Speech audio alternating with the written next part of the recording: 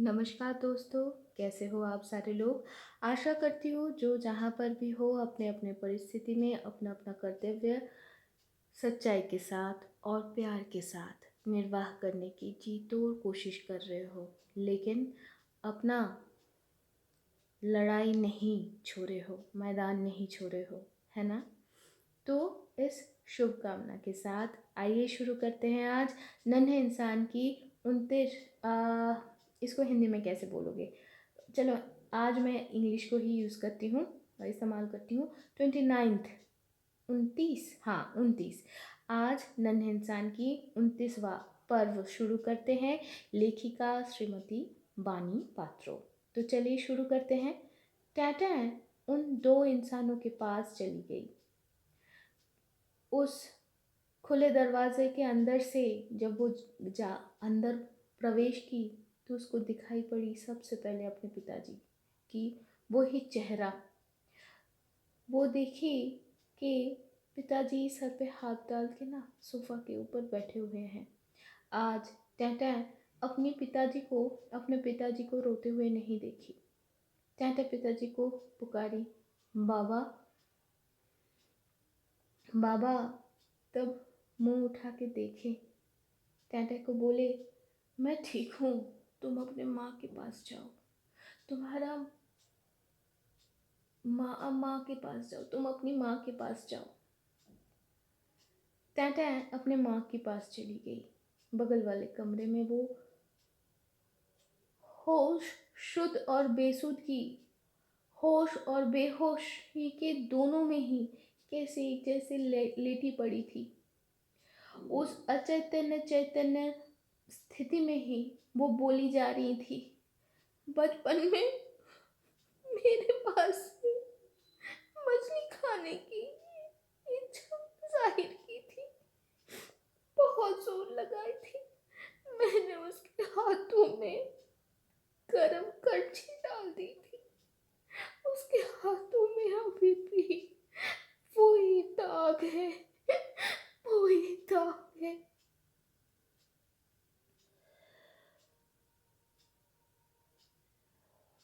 बहुत देर बाद टैटा की माँ थोड़ी सी स्वाभाविक हुई। टैटा माँ के बगल में बैठ के अपने आँखों में ही अपने आंसू को सुखा के बोली, माँ, ओ माँ। सिर्फ इतना ही शब्द वो बोल पाई, और कुछ अगर उसके मुंह से निकलती तो उसकी वो सूखी हुई आंखें फिर से भीग जाती, सच्ची में फिर से भीग जाती।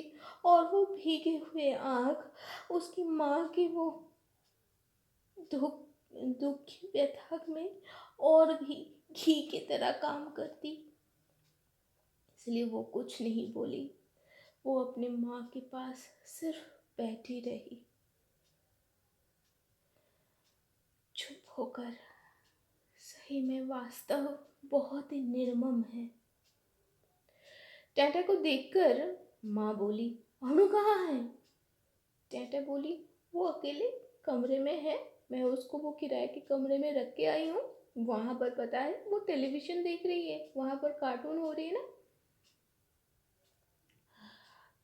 मैं सिर्फ उसको बोल के आई हूँ, तू कार्टून देख, मैं नानी के घर से होके आती हूँ थोड़ी देर में। अनु, पता है माँ, कार्टून बहुत पसंद करती है, इसीलिए मेरे साथ आने की जिद नहीं की उसने। टैटा माँ को इसी बीच ये भी खबर सुना दी, पता है अभी वो उसी छत वाले किराए के मकान में ही, किराए के कमरे में ही खुद से पकाती है। ससुर जी आकर खुद से सारे बंदोबस्त करके गए हैं। टैटा और भी बोली, वास्तव बहुत ही निर्मम है। तब पता है ये सारी बात सुनते सुनते शायद टैटा की माँ के अंदर अपनी चली गई बच्ची से ज़्यादा बच्ची के लिए जो शोक थी ना, वो थोड़ा सा शायद कहीं ना कहीं शांत हो गई। लेकिन अभी उनके दिल में कहीं ना कहीं अनु के लिए दुश्चिंता बढ़ने लगी। इसके बीच टाटा के पिताजी भी उसी कमरे में आ गए और दोनों मिलके पता है एक साथ बोले, तो उस नन्ही सी बच्ची को अकेले रख के आ गई है, जा तू पहले लौट जा वहां पर। टाटा तब बोली कि तुम लोग ठीक से रहोगे ना। तो तब दोनों ही टाटा की माँ और पिताजी दोनों ही बोले कि हाँ हम लोग सारे अच्छे से रहेंगे, चिंता की कोई बात नहीं है, तो जा पहले अपनी बेटी के पास। यही सुनते सुनते टाटा अपनी माँ के पास से अपने किराए के मकान में आ गई और वहां पर वो आके फिर से माँ बन गई, अनु की माँ। और आकर क्या देखती है पता है? देखी कि अनु तब भी कार्टून देख रही है चुप होकर बैठ के। जिस टेलीविजन में वो देख रही थी, वो टेलीविजन में ना कोई बाहर का कोई आउटडोर एंटेना नहीं थी, लगाया हुआ नहीं था। इंडोर एंटेना से ही उसको अच्छे से दिखाई पड़ जाता था।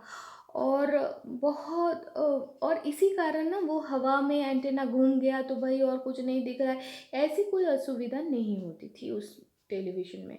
तो इसीलिए अनु को कभी कोई परेशानी भी नहीं हुई और वो तो कार्टून बोले तो बस हद मस्त होके देखती थी।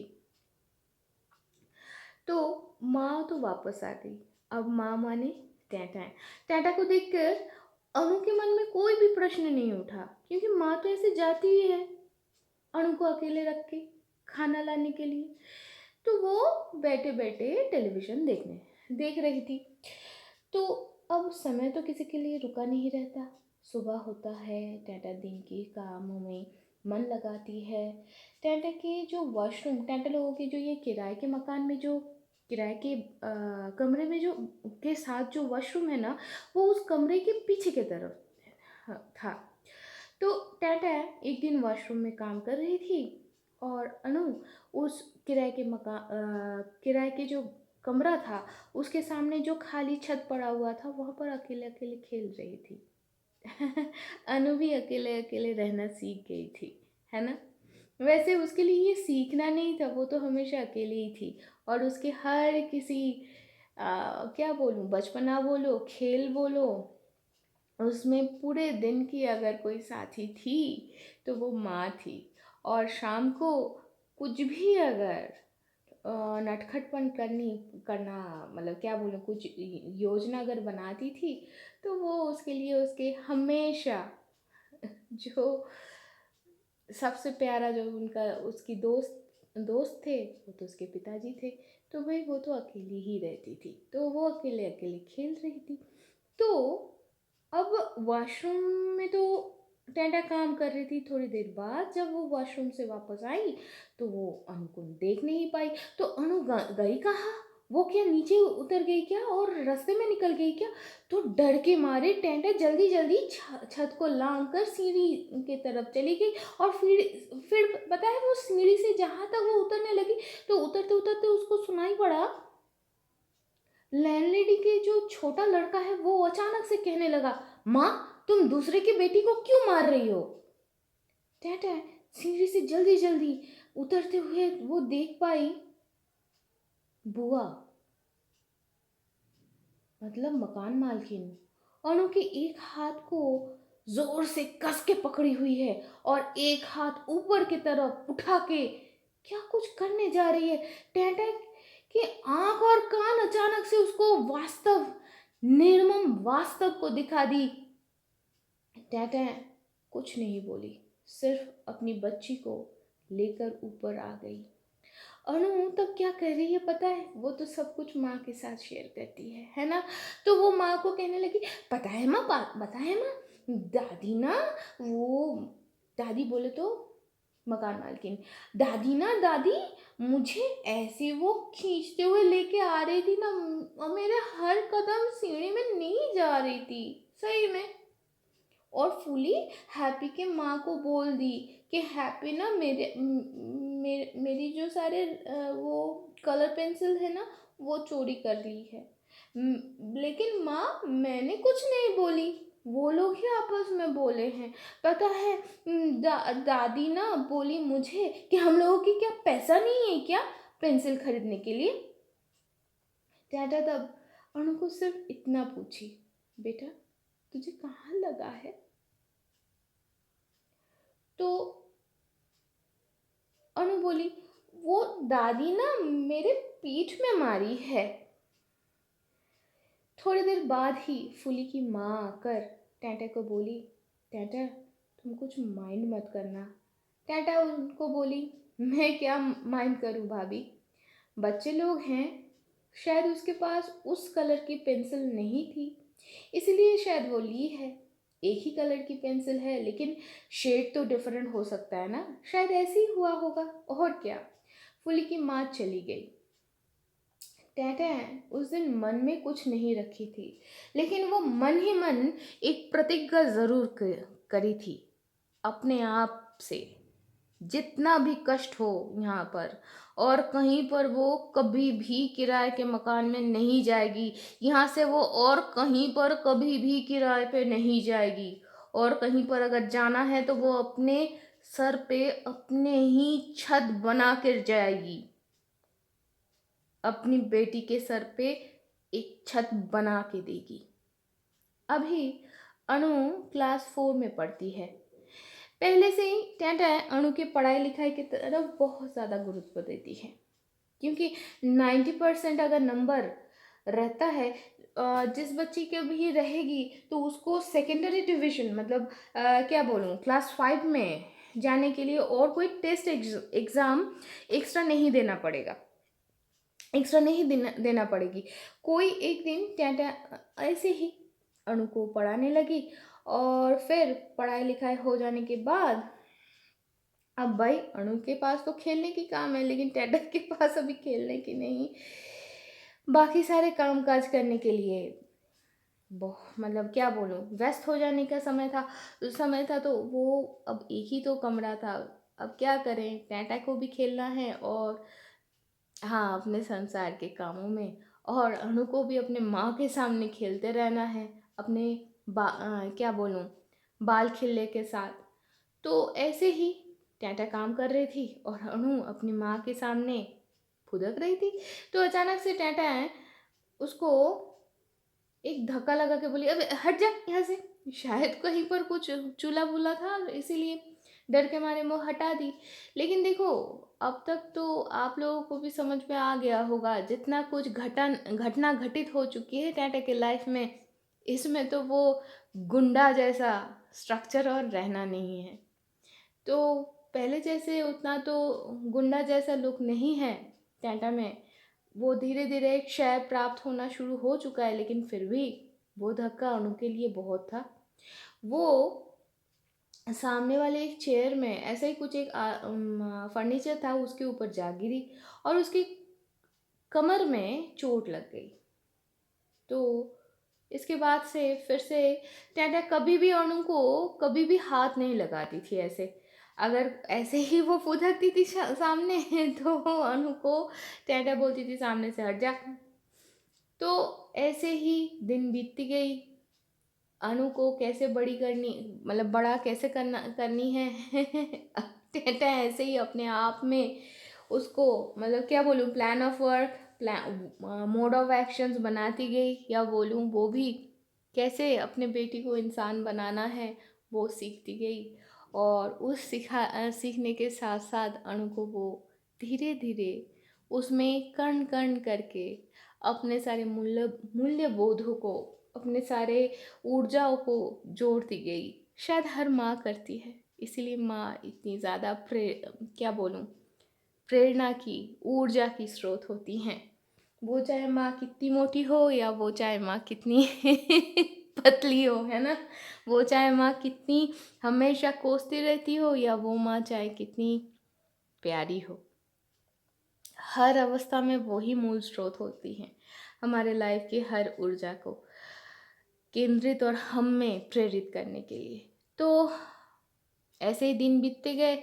एक दिन वात्सरिक परीक्षा की समय भी आ गई, क्लास 4 की परीक्षा की जब रिजल्ट आउट हुई तो अणु की जो रिजल्ट कार्ड या स्कोर कार्ड आई, वहाँ पर 90% से ऊपर ही उसका क्या बोलूँ मार्क्स सारे आए थे। तो हमारी टैंटा है तो खुश हो गई, वो निश्चिंत हो गई कि चल भाई, और मेरी बेटी को फिर से एक बार एग्ज़ाम देने की कोई ज़रूरत नहीं है। तो इसी समय टैंटा के जो गुरुदेव हैं, उनकी जो मूल आश्रम है, वहाँ पर गुरुदेव की जन्म शतवार्षिकी, मतलब जन्म शतवर्ष के उत्सव की समय आ गई। तो बहुत सारे भक्त और शिष्यगण आएँगे, बहुत सारे गुरु भाई लोग भी आएँगे। गुरु भाई बोले तो एक ही इन गुरुजी के शिष्य, आपस में वो गुरु भाई या गुरु बहन होते हैं। तो टैंटा की जो अंचल है, मतलब जो जगह पे वो लोग रहती हैं या रहती थीं, वहाँ पर जो सारे शिष्य या शिष्याएँ हैं उनके गुरु, एक ही गुरु के, वो भी सारे जाएँगे। तो सारे लोग एक ही साथ आश्रम में जाना स्थिर किए। तो 3-4 दिन की माजरा है, पूरा जो अनुष्ठान है, पूरा जो सेलिब्रेशन है। तो टैंटा लोग 3, टैंटा, अणु और अणु के पिताजी, और बाकी सारे जो वही इलाके से जाने वाले हैं, वो सारे अपने-अपने बैग सारे समेट लिए अच्छे से, और फिर एक दिन एकदम अर्ली मॉर्निंग, बोले तो भोर, उषा, प्रातःकाल नहीं, भोर में वो लोग ट्रेन में चढ़ के बैठ गए, और फिर ट्रेन में बहुत सारा रास्ता पार करके फिर बस पे चढ़ गए, और बस में बहुत दूर आकर फिर आश्रम में पहुंच गए। और फिर वहाँ पर 3 दिन के लिए वो लोग अनुष्ठान को पालन किए। 3 दिन 3 अलग-अलग तरीके का अनुष्ठान का आयोजन हुआ था। तो जिस दिन वो लोग पहुँचे, उसके बाद वाले दिन पहले तो गुरुदेव की पूजा अर्चना हुई। फिर सुबह सारे लोग मिलके शंख ध्वनि के साथ प्रभात फेरी में निकल पड़े। वो बहुत ही आनंदमय वो एहसास था। कितने सारे वो लोग रास्ते, वो लोग सारे एवे ही पैदल ही वो लोग तय कर लिए, लेकिन थोड़ा सा भी उन लोगों को किसी को भी कठिनाई की आभास तक नहीं हुई। दूसरे दिन होम, यज्ञ, गुरु वंदना, धर्मालोचना, ये सारे में पूरे दिन बीत गए। और तृतीय दिन में सांस्कृतिक अनुष्ठान हुआ, जहाँ पर गुरु भाई और अपने अपने जो भी लोग गए थे, उनके जो बच्चे हैं, अगर कोई कुछ जानते थे, मतलब परफॉर्मिंग आर्ट्स, तो वो लोग वो सारे दिखाए। और सारे आपस में अपने अपने जीवन में जो अलौकिक अभिज्ञता या अलौकिक जो हादसा, हादसा बोलना सही नहीं होगा ना, अलौकिक जो घटनाएं घटित हुई हैं, वो भाग कर लिए। जो भागीदारी, जो साझा करना, शायद हम सब में ऐसा है कि हम सबको अनुप्राणित करते हैं भरोसा रखने के लिए। तो ये साझेदारी के बाद वो तीसरा दिन, वो तृतीय दिन बहुत अच्छे से बीत गई। और फिर चौथा दिन आया। इसके बाद टैंटा लोग ठीक किए, मतलब टैंटा के साथी, मतलब अणु के पिताजी और अणु, वैसे अणु ने तो कुछ नहीं ठीक किया। अणु को जहाँ पर लेके चलो माँ की गोदी में, नहीं अभी क्लास 4 में, क्या माँ की गोदी में चढ़ती है क्या, नहीं बहुत ज़्यादा तो शायद माँ की गोदी में अभी नहीं चढ़ेगी। तो भाई जहाँ पर लेके चलो वो तो वहाँ पर ही चलने के लिए तैयार है फुदकते हुए। तो वो लोग ठीक किए, अगर यहाँ तक आ ही चुके हैं तो और दो धर्म स्थान को, और दो तो बहुत ही महिमा मंडित जन्मभूमि वो लोग देख के जाएंगे। और वो जन्मभूमि किनके है पता है? तो पहले वो लोग कामारपुकुर गए, जहाँ पर श्री श्री रामकृष्ण परमहंस देव जन्म लिए थे। वहाँ पर एक पूरा दिन बिताकर सारे जो दर्शनीय स्थान थे वहाँ पर वो लोग सारे गए, देखे, और मंदिर में कुछ पैसा, वो प्रणामी होता है ना, वैसे दिए। और फिर रामकृष्ण परमहंस देव जी के जो पूजा के बाद जो प्रसाद होती है वो लिए। और पता है टहटह, अणु और अणु के पिताजी सारे लोग मिलकर बहुत तृप्ति के साथ वही प्रसाद ग्रहण किए। और इसके बाद टैटा लोग ये डिसाइड किए, ये स्थिर किए कि वो लोग यहाँ से और एक तीर्थ भूमि में जाएंगे। वो है माँ शारदा की जन्मभूमि। माँ शारदा ये वही हैं जो श्री रामकृष्ण परमहंस देव की अर्धांगिनी थे। शायद मैं गलत बोल रही हूँ। बोलना चाहिए था जो उनकी साधन संगिनी थे। स्त्री तो थे ही, लेकिन इनको ही श्री रामकृष्ण परमहंस देव ने माँ के रूप में पूजा भी किए थे और सारे सिद्धि इनके पैर में अर्पण कर दिए थे। तो आज ये जो एपिसोड है, 29th जो एपिसोड है, शुरू हुई थी एक माँ की आंसू से, ख़त्म हो रही है सबकी माँ के पास जाने की आस से। तो आज इससे अधिक मैं क्या बोलूँ। सिर्फ इतना कह सकती हूँ, हाँ वास्तव बहुत निर्मम है, फिर भी हर संतान के लिए उसकी माँ की जो गोदी है ना, वो चाहे हम लोग कितनी भी बड़ी हो जाए, कितनी भी बड़े बन जाए, कितना भी क्या बोलूँ बेकार हो जाए या कितना हम लोग लायक हो जाए, फिर भी माँ की वो जो गोदी है ना, माँ की जो एहसास है, वो ज़िंदगी भर हमारे लिए वो ही परम वास्तव रह जाता है। शायद महामाया की ये माया हम लोग कभी नहीं छोड़ पाते। तो आज तो यहाँ तक ही है। आशा करती हूँ आप सारे लोग अपने अपने जीवन में स्वस्थ और सुखी रहें। शुभमस्तु।